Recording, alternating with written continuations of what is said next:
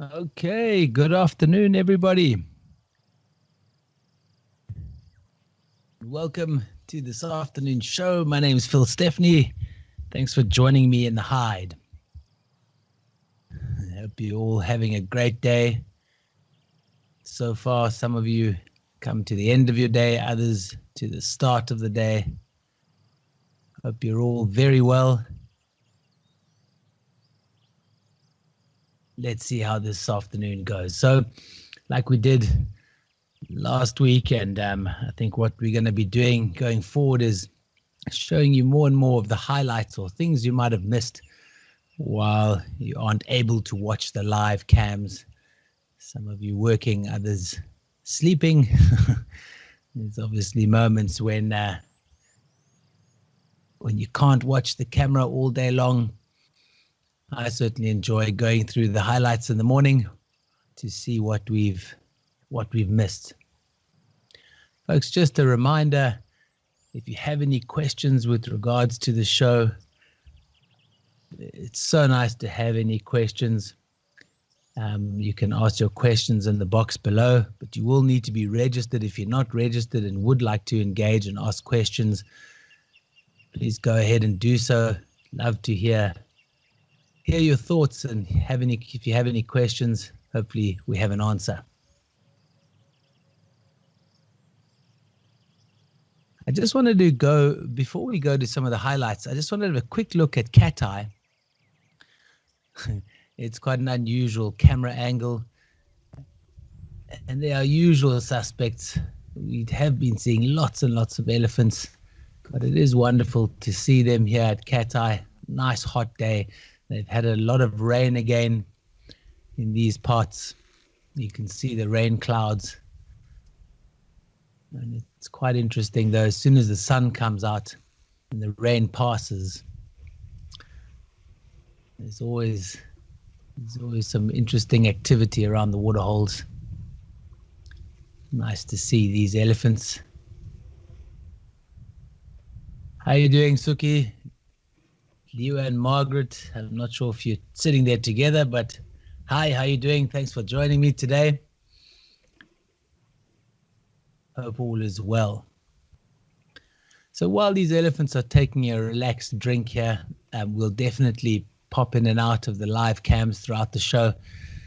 But there were some really interesting highlights or some unusual sightings that I've got lined up to go through and show you today. Some things big. There's one of a nice male lion that came through Tau not too long ago. But other things a little smaller than these elephants, but sometimes just as interesting, and often things that we don't get to see. Let's see if we can get this across. There's a tree squirrel that was at Naledi a couple of days ago, having a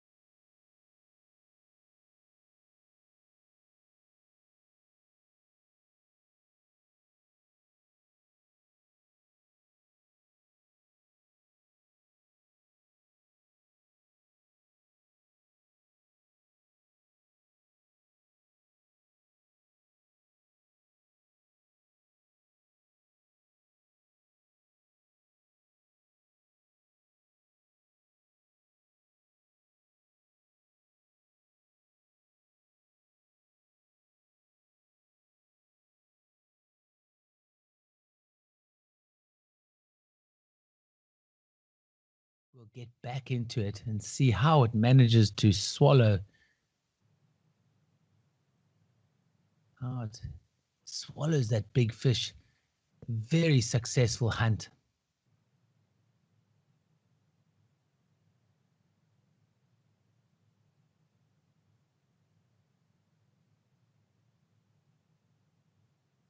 That was about as good a shot as it possibly could have.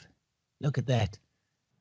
It's trying to find a way to swallow. It needs to be quite careful. That ridge, here comes a black-crowned night heron hoping to maybe contend for the prize. But this heron is a much larger bird. Needs to be quite careful while it's trying to get it down its throat. Look at that.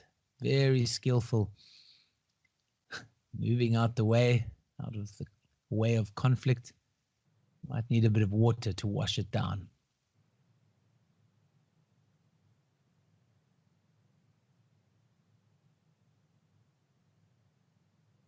There we go, just like that. Bit of water, help it go down. But really interesting to see that last minute dart forward of that beak. Really skillful.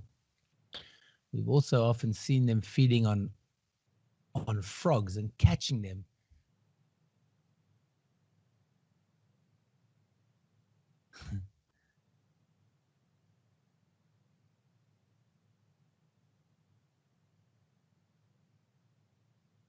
Let's just wait a bit longer here. There comes the heron again, hoping for any mistake. I don't think it tries. And this grey heron is really working hard to swallow that. Siko, I'm not sure exactly which one, but it looks like a bream. There's quite a few different bream or tilapia. It's quite a big one actually for a dam. Sometimes you get big tilapias in some of the bigger rivers. But yeah, it's quite an unusual catch. Like I say, we typically see the birds catching frogs or catfish. But this is a great prize. You can see it's trying to work out how to swallow it because it needs to be quite careful. That dorsal fin goes all the way down the back and it's very, very spiny. So it needs to be quite careful how it swallows it. It's fascinating to watch. And this is exactly the sort of thing that one, if you're not watching all the time, watching the cameras, this is something that you'll miss.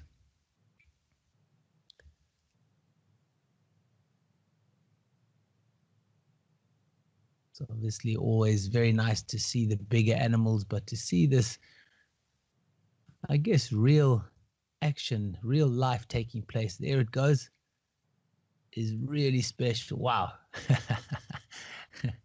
And slightly bigger neck than normal.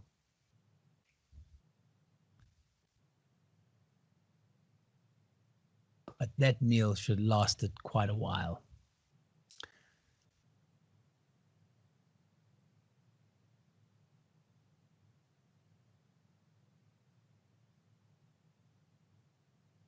Okay, let's see what's next on the list of sightings that we may have missed.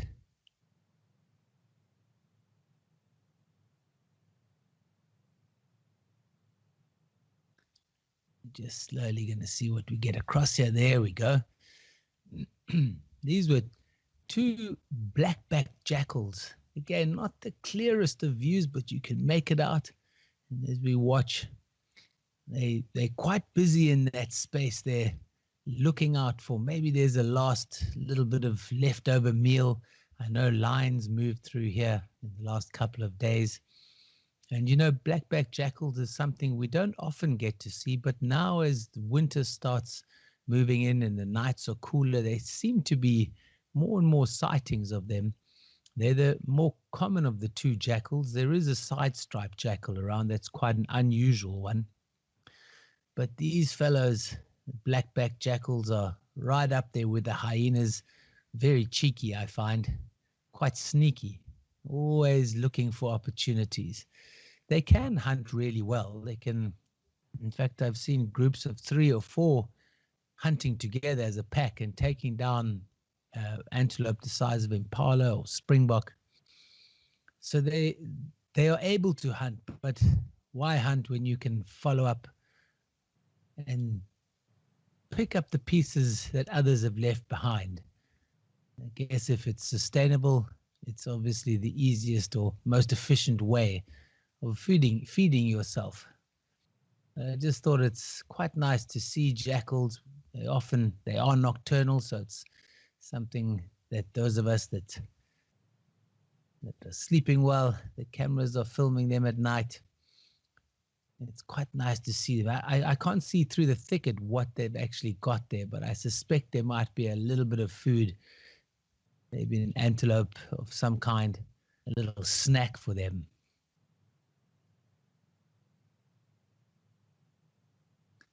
Nice to see black-backed jackals. The next clip's quite an interesting one. Something also a little more unusual, quite a cute one. And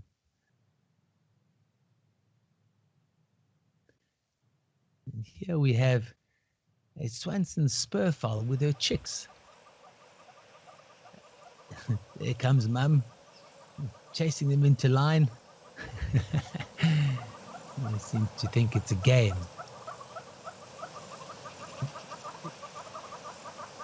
What a nice view of something that we don't often see. Mum seems to be really intent of getting them together. Maybe there's a raptor up in the tree, I'm not too sure. She's not alarm calling, but there's a chick in amongst the big elephant droppings. Good place to look for food. You scratch that open, you might find a termite or two. But nice to see these chicks, something I don't think I've actually seen on the cameras in a long while.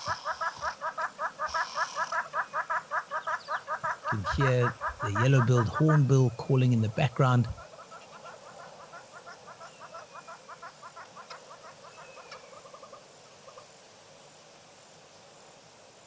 Mum still off in the bushes. He's lost these two. There comes Mum. Maybe she is playing a game. She doesn't seem to be too worried. But it is a moment like this that the mother does need to look out for the youngsters, and the youngsters need to look out for big predators. We've seen tawny eagles catching helmeted guineafowl, so even bigger birds than that. You also got to look out for the small goshawks and things. There's lots to watch out for if you're a small spurfowl like that. Quite a lovely scene. I'm going to just show you one more of a beautiful pride of lions that popped into Rosie's pan.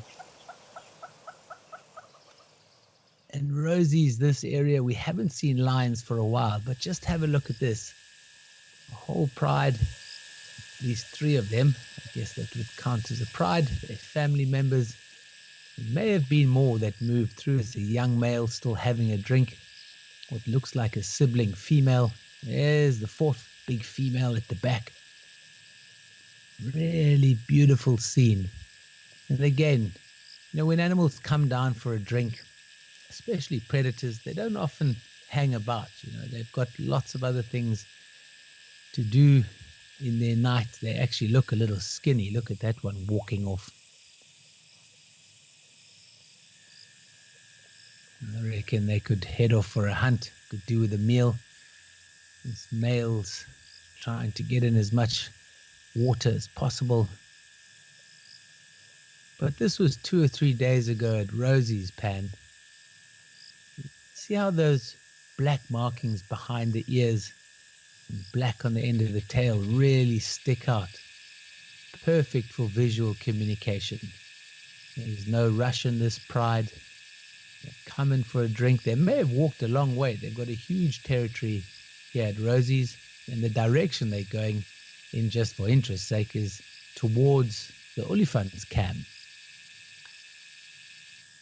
Now, the area between Rosie's, Naledi, Cat Eye, and olifants, there's actually a very powerful, very dominant pride of lions of 27 when they're all together. I'm still waiting to see all of them at a waterhole. But that was the view we had of these magnificent predators. We're going to come to some more later. Like I say, I've got a beautiful male lion that walked through Tau. Some of you may have seen it. But I'd like to have a quick look here at this wonderful view and this great angle of this elephant who seems to be sticking his trunk out towards the camera. Maybe it'll come up and smell us or smell the camera. Having a great drink. Beautiful tusks, those of you that watched the show yesterday.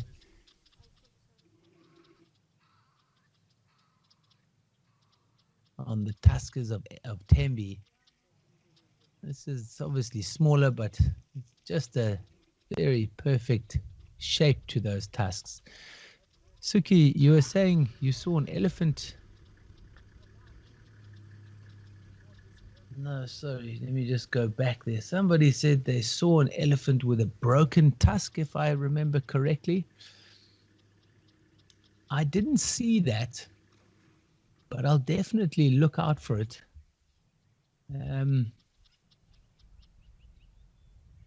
Don't know, did it look like it was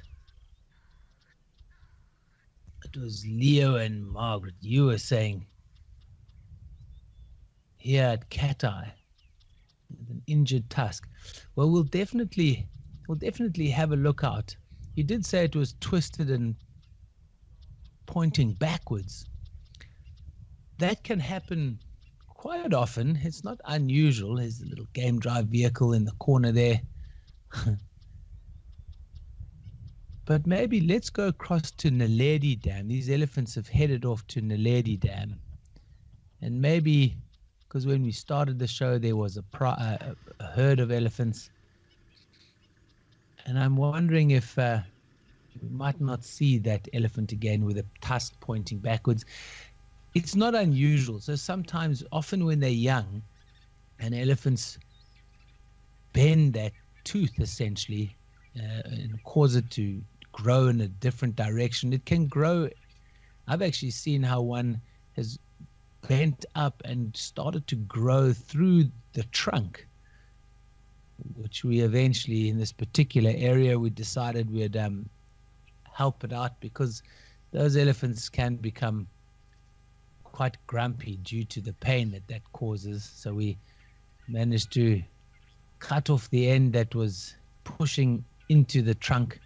But strange growth forms are not unusual, but we'll definitely keep a lookout for it. If it looks like it was in any kind of pain or any kind of extra aggression towards other elephants, it's always quite good to bear that in mind. And thanks for bringing that to our attention.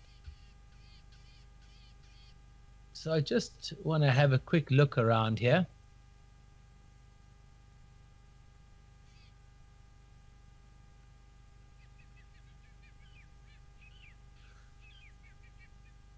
And otherwise, we'll wait a little bit longer if they haven't come through yet. But I think 2 or 3 shows ago they did. They came past here. In the meantime, I've got some more beautiful videos from the last couple of days. Just have a look at this incredible kudu bull. Again, we do see them coming down.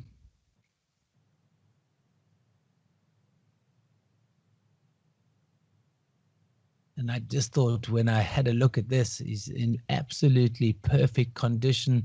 Those brown, short head, bottom half of his legs, an incredible, perfect coat, white markings down the side. I would say he's in his prime.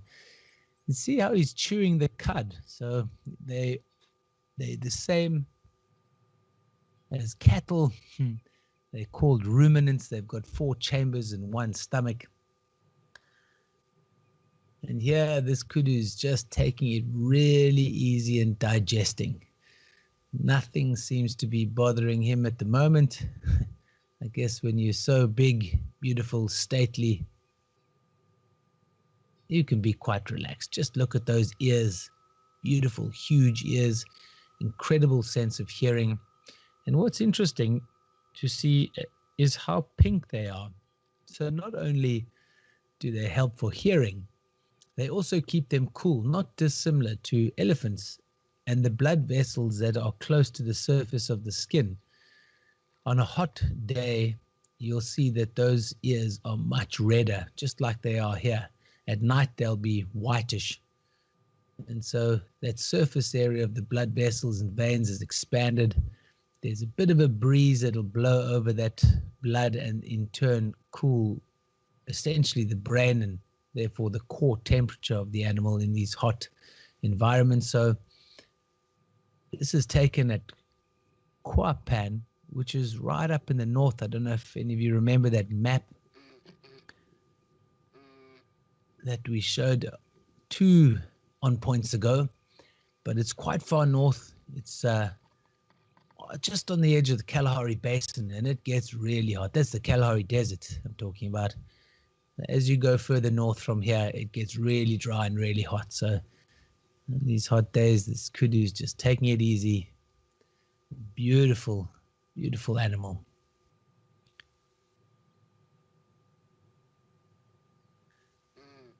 How are you doing, Lucy? Thanks for joining the show. Your question here is a really good one. Do male lions ever hunt? So I want to show you a clip of this male lion that came through Tau. I don't know if any of you saw it.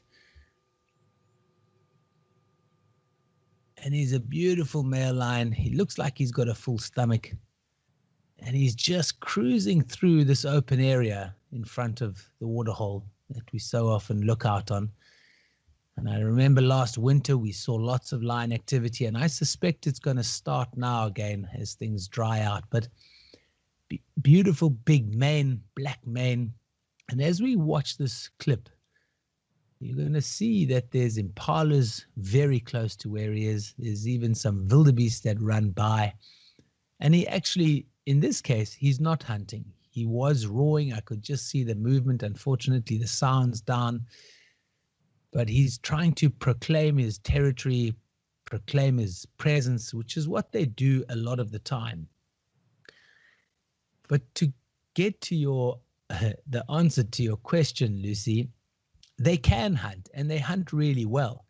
But they actually have a position within a hunt. So on their own, there has to be a really good opportunity. I think the most hunts I've seen of male lions is either something really big and slow like hippos and buffalo, but I've also often seen them dig warthogs out the ground. Essentially, the warthog's got nowhere to go. So a male lion is about 250 kgs. That's somewhere in the region of 500 pounds. It's a big animal to move around. They've got that big mane. They don't conceal themselves very well. Just have a look how he's scent marking again, just to confirm what he's actually doing. He's very busy marking his territory. So sneaking up to things and running after them is just not what they're made for. But if you have a pride of lions that have male lions in them or with them at the time, you'll typically find that the females are in the foreground. They start the hunt. They start the stalking. A male lion who knows what to do in a hunt, he hangs back. He doesn't want to expose the pride. He'll walk and follow and watch carefully, really carefully, because he'll often get the lion's share. So it's really important for him to do that. But typically, the lionesses go ahead, they set the ambush, and they start the chase. Once that chase has started, you'll see the male lion kicks into action, and he runs and follows the sound and joins the attack later on. Look at these impalas. That lion is not bothered at all. He might be looking for an opportunity. Just look at that. Those wildebeest and impala are not going to take any chances, though. Remember, it's completely dark. So the lion has really good night vision. The impala and wildebeest not so good. But as you can see, the lion is not giving chase. He's on his own. He's already been roaring. He may hope for an opportunity where there's a injured one or a small one, one that gets left behind. Really fascinating footage. I love this, where we're not disturbing the scene at all. There's some more wildebeest, not very clear. Quite eerie. But yeah, just to get back to that mental vision or mental picture. So the pride goes ahead, runs, the male lions jog in behind them, and let's say they capture something big like a buffalo or giraffe perhaps. You'll find that the male lion then comes in with a really important position, and that is the power and the weight. So you can imagine 500 odd pounds jumping onto the back of an already crippled big animal. They will help bring it down. They often deliver the killing bite. So they do get involved in hunting, but they have a specific position. Then again, I've seen on a number of occasions where coalitions of males, 2 or 3 together, might start to get good at hunting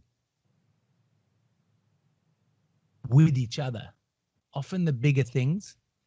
There's 2 male lions that were very famous for hunting hippos in the Okavango Delta, which is always quite interesting. So just to answer your question, they do hunt, but they don't do a lot of the initial chasing and running about.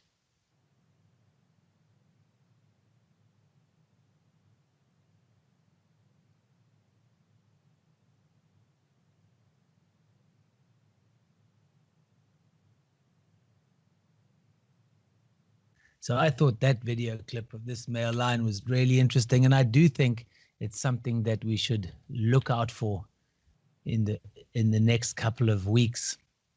I think winter's gonna be pretty successful.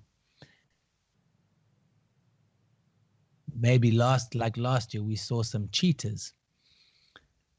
Oh, that's slowly bringing us to the end of the show. I just wanted to double check again if there's anything out on the main live cameras. Yeah, it's quite interesting. If we go to Naledi, there was elephants. I'm not sure if they're still there.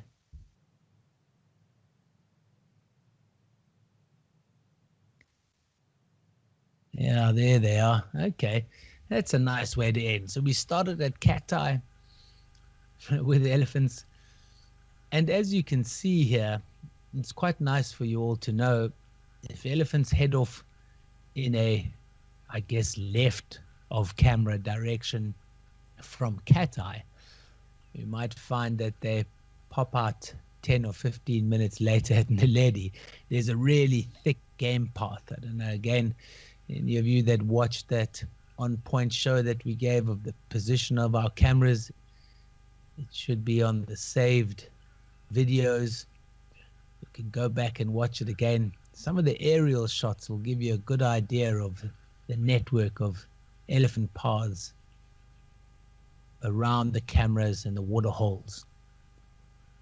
And I must say, it's always wonderful to see them at any camera. Do enjoy the small things as well.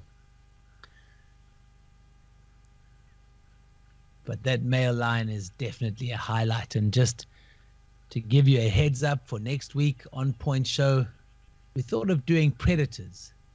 Predators we see on all of our cameras, the big ones, the small ones. Talk a little bit more about the way they do things. So that'll be next Wednesday's show, where Russ and I will discuss all things predators.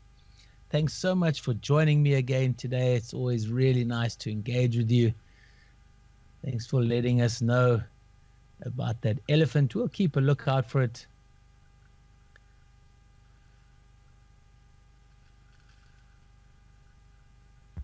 And anything else for that matter. Keep us posted, folks. Have a wonderful weekend. Russell will be back on the show on Tuesday, and then both Russell and I will have a good time talking to you about all the predators we see on these cameras. Folks, have a great day further. We'll catch you next week.